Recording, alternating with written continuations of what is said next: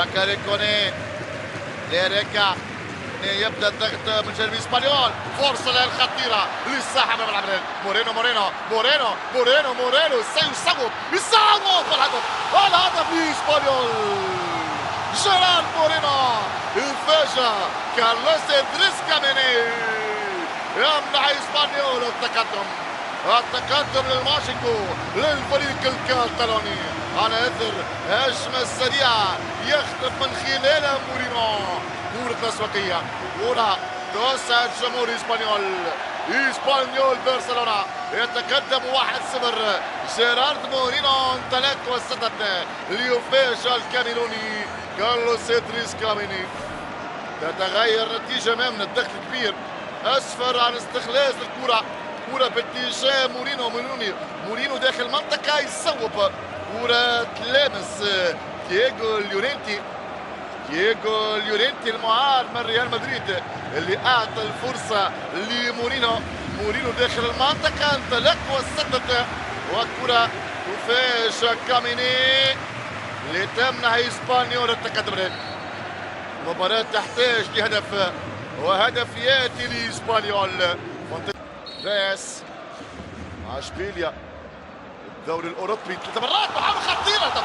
الهدف الثاني لاسبانيول رأسية فاجأ كارلوس ادريس كاميني.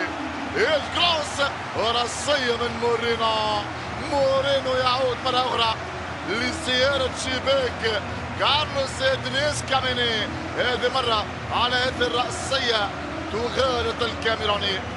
الكرة الثانية لإسبانيول في مرمى فريق مالاغا. جيرارد مورينو يسجل الهدف الثاني لفريقه. جيرارد مورينو لاعب اللي سجل هدف من الاهداف الاربعه لاسبانيول في مرمى اشبيليا. واليوم ثنائيه المجموعه 3 اهداف لمورينو الى حد الان مع اسبانيول. ثنائيه في شباك مالاغا. كره كانت صعبه على كارلوس ادريس كاميني. كره اختفى مورينو. خطا كبير في المراقبه من دييغو ليورينتي بالمناسبه اللاعب رقم 5 مدافع فريق مالاغا المعار من ريال مدريد. الهدف الثالث ورابع بينما الكرة تلعب داخل منطقة محاولة خطيرة. الهدف لمالاغا. مالاغا يقلص الفارق. يخطي روبرتو والكرة في الشباك عن طريق دييغو ليورينتي يقلص الفارق.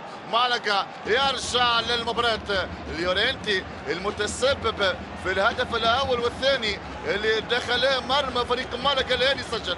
دييغو ليورينتي المعار من الميرينج البيت الأبيض الريال مدريد. شوف الإعادة مرة أخرى.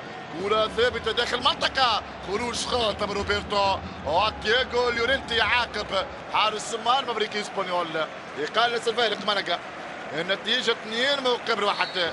هدف يرجع مالاغا للمباراة. هدف يعطي لفريق مالاغا فرصة التفكير بالتعادل. تغيرت الأمور وتغيرت الحسابات من 2-0. اسبانيول يبحث عن أول انتصار ليه في هذا الموسم والانتصار الاول على ميدانها. بين الكره داخل المنطقه. التعادل هو التعادل عن طريق تشارلز. مالاغا يقول لا. وقت رسمي لهذا اللقاء. كره طويله ضربة دفاعات اسبانيول. كرة بعد تشارلز بلمسة وحيدة يضع الكرة داخل الشباك ليعيد في المباراة. مالاغا يدرك التعادل في توقيت صعب جدا. يدرك التعادل في اللحظة الأخيرة في الوقت اللي توقعنا أن فريق اسبانيول خلاص اقترب من